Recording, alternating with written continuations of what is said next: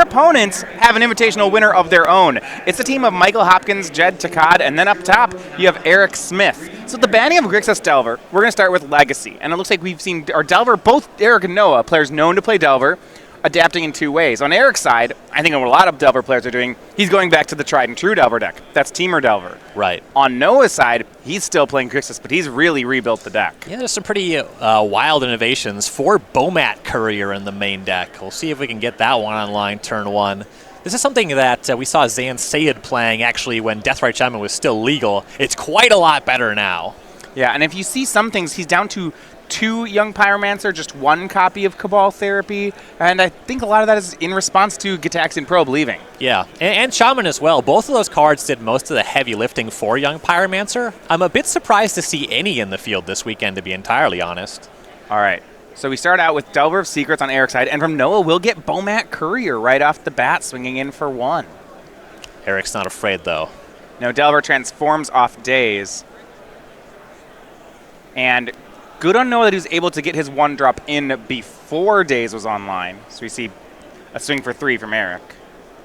A lot of times, if you haven't watched Legacy back before Return to Ravnica, before Deathrite Shaman was a thing, that was a time where I think Teamer Delver was just sitting really just the king of the castle. It was sitting atop the format. And the Teamer Delver mirror was a mainstay here on the SCG Tour. And things like Wasteland and dazing your opponent and stifling your opponent off all their mana sources was really the name of the game. And because of that, you see some tenuous circumstances just based off of opening hands, and Smith is actually at the mercy of one of these. He seems to have mulliganed to 6 cards, and he has no second land. His Ponder didn't show him any lands. He shuffled, and he missed again.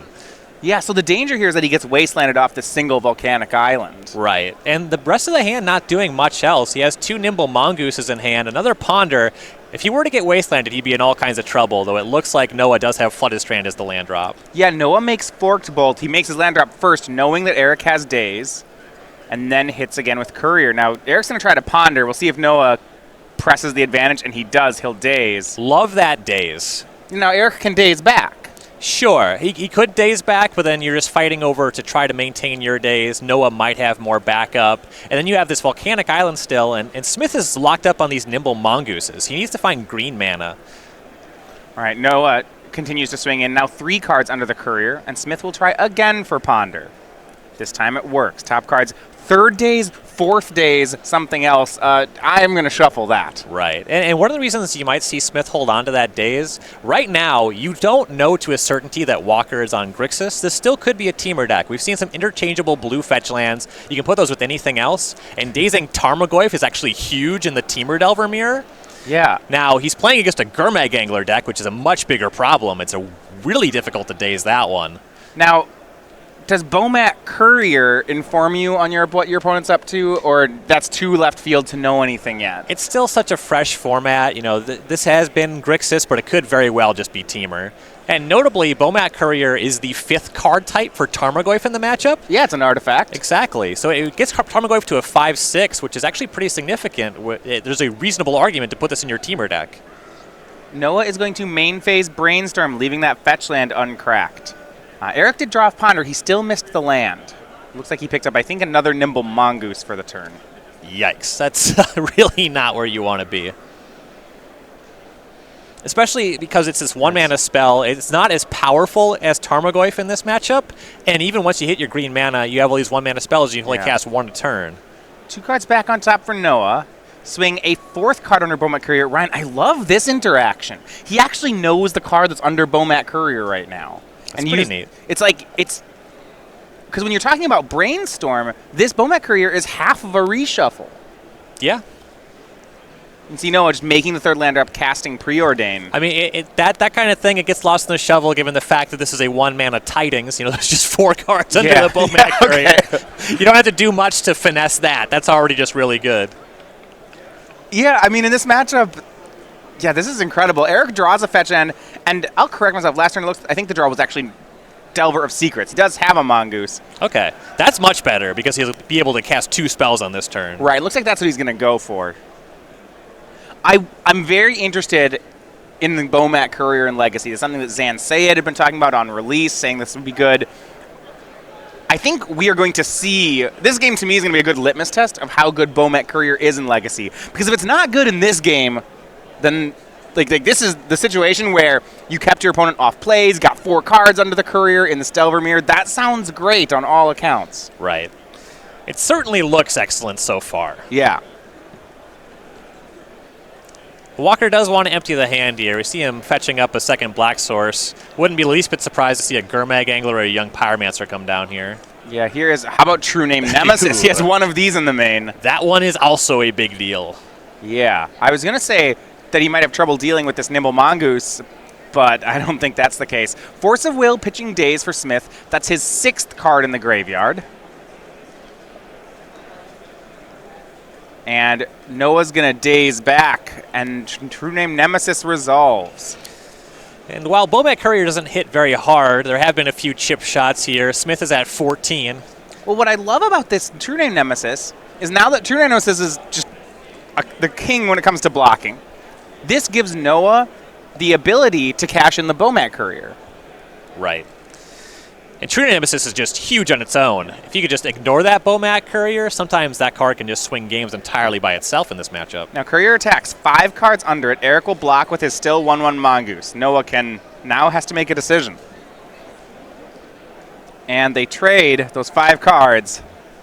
Oh, man, the blue player in me hates to see that. But it's probably the right play. Yeah, it definitely signals that he likes his leftovers. Yeah. Given that, I'm a little bit surprised to see the attack. You just hang it out. There were 6 cards in the graveyard for Smith, so maybe Noah was concerned about what would happen when Eric hit Threshold. That's certainly reasonable, though the True Name Nemesis does just check Nimble Mongoose, Yeah. whereas it already was not checking Insectile Aberration. Now, Insectile Aberration hits Noah down to 11, and a second Nimble Mongoose for Eric Smith. Noah will transform his Delver off Cabal Therapy and cast it. We'll see what he names. Looks like Eric will Spell Pierce the Therapy, and Noah just says, fine, let's it get Spell Pierced. Bolts away the Insectile Aberration and attacks for 6. He wants to race as he hits Eric down to 8.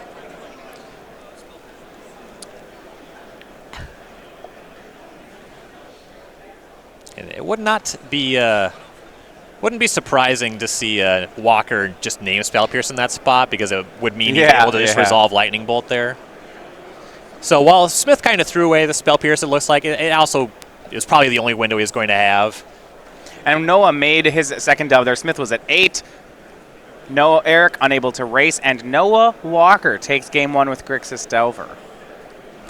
Big part of that game was that Smith really couldn't shake things up in the early game. Missing that second land drop for a little bit was a pretty big consequence for him. The Bomat Courier did a little less work than I was expecting, given how many cards went under it, but True Name Nemesis is still the real deal. That certainly did not change.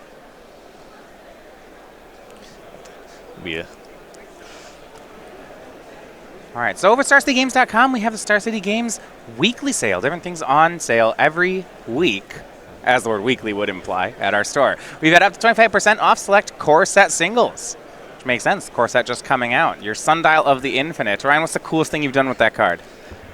Putting you on the spot. I have almost read the entire text box. Okay.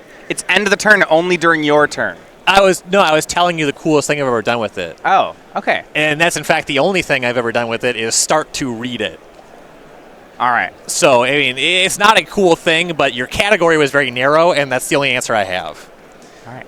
I've done some cool things with Yavimaya Coast. Painlands are sweet to have in cube. Definitely would want to scoop those up. The cool thing I've done is Whisper Silk Cloak. I attacked my opponent with an unblockable creature. I'm pretty big on Chandra Pyromaster. That's a sweet card. I do like that card. Anyway, you can find all these up to 25% off StarCityGames.com/weekly sale. Be going on all weekend. And these players have no sideboards. Ooh, that's going to cost you in the mirror. But seeing as both players don't have it, it should be on the balance pretty even. All right, well, we have them here. Let's talk about some of the things. On Noah's side, my first question, Ryan, is are the Bomet Couriers staying in?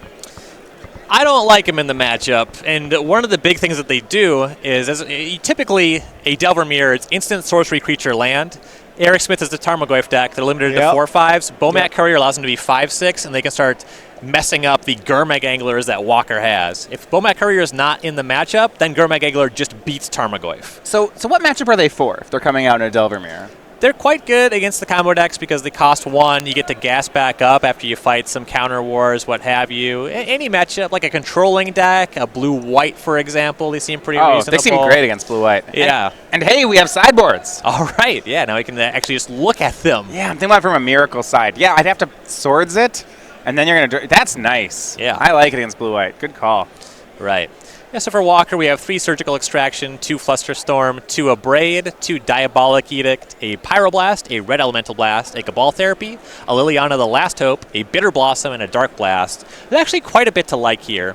Now, Diabolic Edict is a pretty good card in a Delver Mirror because of Nimble Mongoose. That's a creature that you can't otherwise target. It also can interact with True Name Nemesis, which can be a huge problem. Pyroblast and Red Elemental Blast both deal with Delver of Secrets, and with True Name Nemesis, that can be huge. And sometimes you get a Ponder or a Brainstorm with them. Liliana the Last Hope is quite good against a number of the things the deck is doing. Now, against Temur, Tarmogoyf, Nimble Mongoose don't really care about it, but you can answer Delvers, which is pretty good. Don't mind Bitter Blossom in the matchup. Dark Blast is also fine. I was interested on Eric's side. Back during the reign of Temur Delver, you started to see some specific sideboard cards for the mirror. Players would sideboard things like Submerge. Now, is the metagame still too new to start playing cards like that? The thing about Submerge is it has applications against decks like Elves, and theoretically you can hit a Merit Lage against lands if things line up that way. So it's reasonable to have some small number, unless you're pretty confident to play against a lot of these green decks. And Elves did get hit by the Deathrite Shaman ban as well. Yeah. I've heard rumblings that people aren't very hot on lands right now. So it's pretty reasonable to have those not have those in your sideboard currently. Yeah, we were gonna say on the bench. What do we call it? What do we call it when something's moved out of the sideboard? It's like in the binder. I had to stop myself there. Yeah. Slang can sometimes make conversation smoother, sometimes makes it just awkward. Anyway, for Smith's actual sideboard, we have 2 Pyroblast, 2 Surgical Extraction, an Ancient Grudge, a Red Elemental Blast, a Rough Tumble, there's your Elf Hate, a Sulfuric Vortex, a Flusterstorm, an Invasive Surgery, a Sulfur Elemental, a Life from the Loam, a Barbarian Ring, a Grafdigger's Cage, and a Sylvan Library. So he's got 13 different cards here, and a lot of this is hedging against very specific parts of the meta. Mm-hmm. So, like, Invasive Surgery, for example, that's going to be for lands. Pretty good against Sneak and Show. Sneak and Show. Sulfur Elemental is going to be for Death and Taxes. What do we have for this matchup? He also has Pyroblast. Those are going to be excellent here. He just lost to a True Name Nemesis. We have Sylvan Library and Life from the Loam are actually pretty interesting. Library can help you draw extra cards, which can pull ahead in the matchup, and then Life from the Loam just to wasteland your opponent out. That stuff's all pretty reasonable. All right, starting off for game number 2, we see Flooded Strand, and it looks like Noah's kept in these Bomat Couriers, and he's going to get one into play. All right, swings for 1. Now, we'll see how that works out. And Eric, I believe, let it resolved because he has Forked Bolt in hand. Mm-hmm. And we'll find out if these Bomat Couriers end up being a strength or a liability. And this is the Temur Delver deck I know. Wasteland's your opponent's first land, says go. And he has multiple 1-mana plays, but he just has Stifle up. Ooh. Second Bomat Courier for Noah and a swing. He's going to get caught here. Oh, yeah. Yeah, Smith, it's definitely going to be worth taking down Stifle, especially because it was Wasteland casting this spell. And you might even see Smith Wasteland Walker's Wasteland. That's the... he's got Forked. Looks like a fetch land in hand. He's got the Forked Bolt, though. He's going to hit both Couriers. Yeah, he's going to cast that. That's great. Yeah, makes a second Polluted Delta. Noah casting a Courier off Wasteland doesn't necessarily mean this is his only land drop. It might mean that he wants, if he had to have a land wastelanded, this is the one he wants to have go. Yep, it could go either way. Player like Walker, it's hard to get a read on a thing like that. And Forked Bolt, the 2-for-1 on Bomat Couriers. Both of them are gone. That's a +1 for Eric. That's a situation where you'd like to have a Force of Will, though in general you're going to be light or entirely off of Force of Will in the Delver Mirror. The 2-for-1 is often just way too high of a cost. So while we were in sideboarding, one of the nice things when you're Noah Walker and you're playing with Sigrist and Donegan, wins picked up for everyone on that side of the battlefield. Right, and we see Walker execute the Wasteland. Smith has been leaving up Stifle. Okay. Looks like he's going to block for his red mana. No third land in sight, so preserving the red mana does make some sense. You're also just don't really know if Walker has another land at this point, and if he does, you don't know if it's just a dual land. If it is, holding onto that Stifle can really punish you. Stifle here. That's something we haven't seen as much of in Legacy for a while. Really, Deathrite Shaman, I think, lowered the value of this card. Oh, yeah, dramatically. Dramatic. And, now that Shaman's gone, I think we're going to see more Stifle this weekend than we have in a long time. Oh, yeah. Now, it was a fetch land for Walker, though it did make sense for Smith to protect his red mana. He does have a red elemental blast in hand already. Smith will brainstorm. So the board right now, Eric Smith 2 lands with the main phase brainstorm. On Noah Walker's side, just 1 land, but a Bomat Courier is 3rd Bomat Courier of the game. Gets the first card under it. This late in the game, I would be concerned from Noah's side about Bomat Courier simply being blanked by something like Tarmogoyf or Nimble Mongoose. When this brainstorm's done resolving, that will be the 6th card in Eric's graveyard. Right, and the draw for turn was a fetch land. That's going to be the 7th, and he has the choice between Tarmogoyf or Nimble Mongoose on this turn.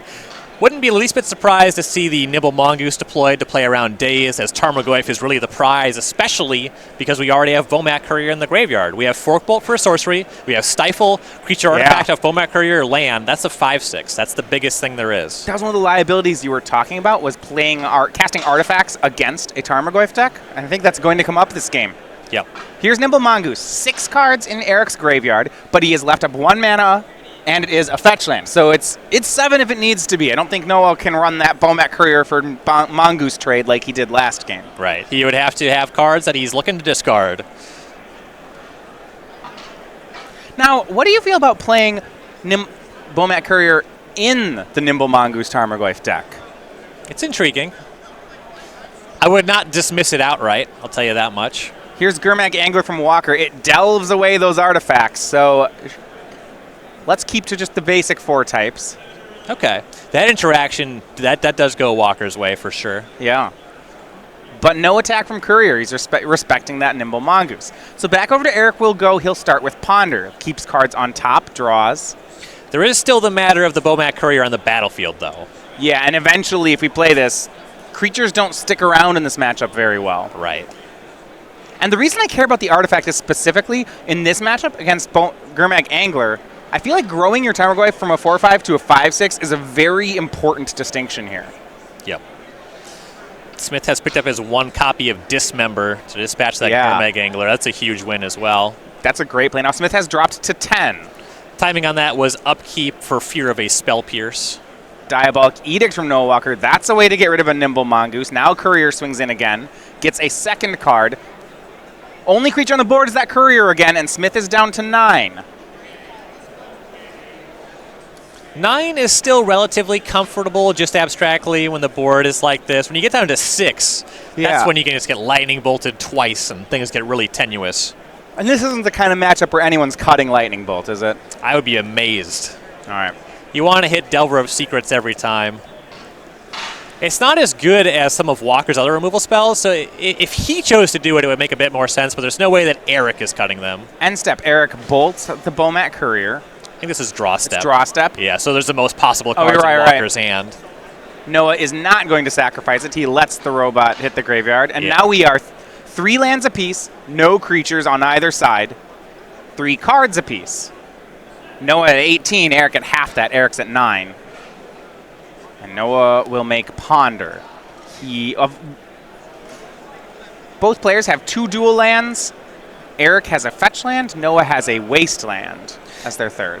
You can get a lot of small reads based off of the mana players use to cast their cantrips. You see Walker has Underground Sea and Volcanic Island. Taps Underground Sea, which means he probably doesn't have a Gurmag Angler already available. And it also means he's pretty likely to have a Red Elemental Blast, a Pyroblast on leaving up here.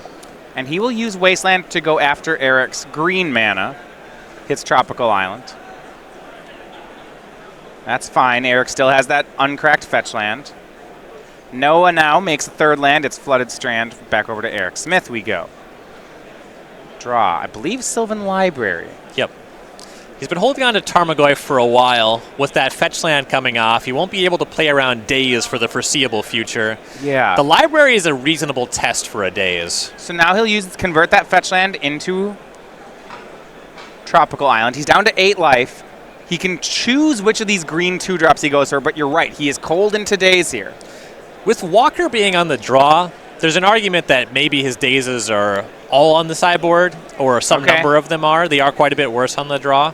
Now, what about Sylvan Library here? Eric chose that over Tarmogoyf. My concern is that Eric is at 8 life, and without a fetch land or something in his hand, this library, while it's still good, it's kind of just a Miri's Guile here. I don't know that he can actually draw an extra card off it. Right, and when you're not drawing extra cards, it's entirely possible that Walker just had the daze and didn't spend it anyway.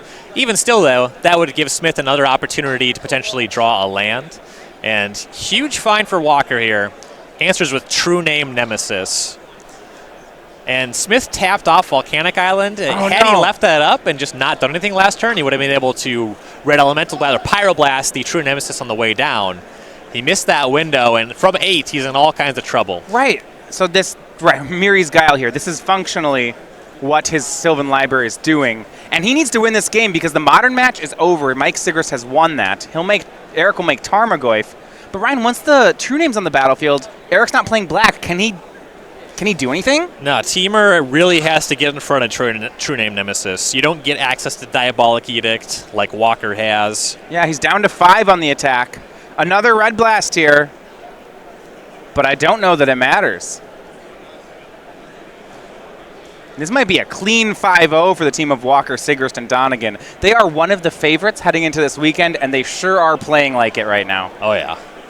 As another Gurmag Angler for Walker, and this time it exiled that last Bomac Courier, so it's a 5-5 to the Tarmogoyf's 4-5. Smith has enough problems just with that. Meanwhile, the True Name Nemesis is just a 2-turn clock that you cannot block. And so if you can't block it or remove it, you got to race it. And Noah's at 17. When they had that even board, when it was clear, the big advantage Noah had was on life points. He was up 18-9, which means in a situation like this, Eric can't counter race. Right. There were windows earlier in the game where Smith could have deployed the Tarmogoyf. There was a turn where I was wondering about it, where he actually had 3 mana. He cast a Ponder to start his turn. Sure. And he already had Tarmogoyf in hand. It's possible the game is very different if you just cast Tarmogoyf there. Now, this is a matchup where you do want to shape up your draws. You know, if you're light on interaction, you want to make sure you have access to Red Elemental Blast. If you can find a Wasteland with that and stop Walker from casting spells, that's a huge win. Though the way things shaped out, Smith ended up not really with a good window to deploy the Tarmogoyf. He just found himself behind the protection from your opponent spell, behind the Gurmag Angler.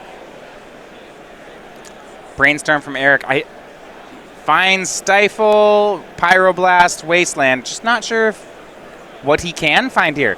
His hand is, Delver, Bolt, Pyroblast. Here's Delver's Secrets, but he passes back. This should be a walk-in for Noah. True Name swings again. Smith down to 1. And he knows the top card of his deck, and there's Lightning Bolt from Noah Walker. He completes the 5-0, 2-0 from Noah Walker, 2-0 from Mike Sigrist. Dylan Donegan didn't even make it into game number 2. That's going to be a win for the team. This is a team I think that we are going to see a lot of this weekend. They, likely the favorite.